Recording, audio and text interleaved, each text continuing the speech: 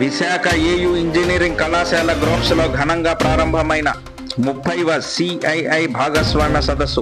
భాగస్వామ్య సదస్సును ప్రారంభించిన ఉపరాష్ట్రపతి సిపి రాధాకృష్ణన్ సదస్సుకు విచ్చేసిన దేశ విదేశాలకు చెందిన ప్రతినిధులు,